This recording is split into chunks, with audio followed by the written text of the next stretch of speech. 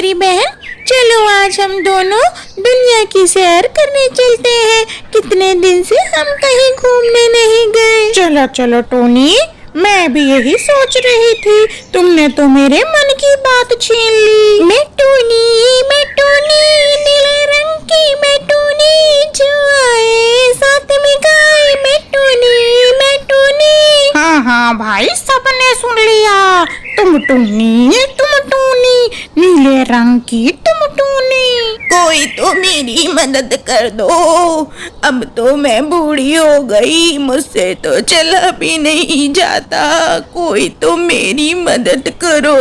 बोलो दादी, आपको क्या मदद चाहिए? मैं आपकी मदद करूंगी। तुम ही क्यों टोनी, मैं भी दादी की मदद करूंगी। बोलो दादी, क्या मदद चाहिए? आप दोनों मिलकर मेरे पौधों में पानी दे दो। जैसे जैसे गर्मी बढ़ रही है, मेरे पौधे सूख रहे हैं। तुम मुझ पे कृपा करो, मेरे पौधों में पानी दे दो।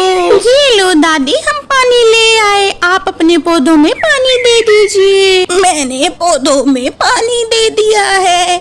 अब मैं बड़ी खुश हूँ तुम दोनों से, इसलिए मैं तुम्हें अनार का पौधा दूंगी, जो कि बड़े ही मीठे होंगे। लाडो बेटी, देखो मैं आपके लिए क्या लेके आई हूँ। आज एक बूढ़ी दादी रास्ते में मिली थी, उनकी हमने मदद की और उन्होंने भेंट में हमें ये अनार का पौधा दिया।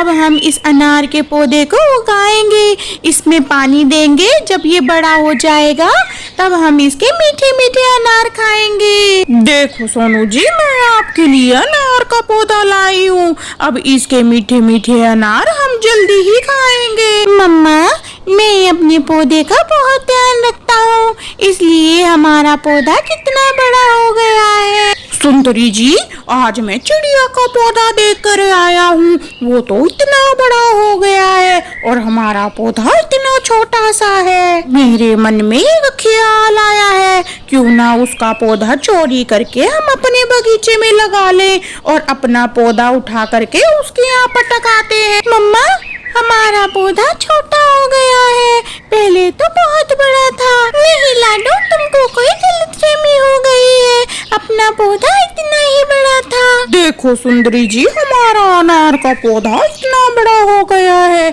और उस टूनी का अभी भी छोटा सा है। चलो आज इसके अनार चख कर देखते हैं।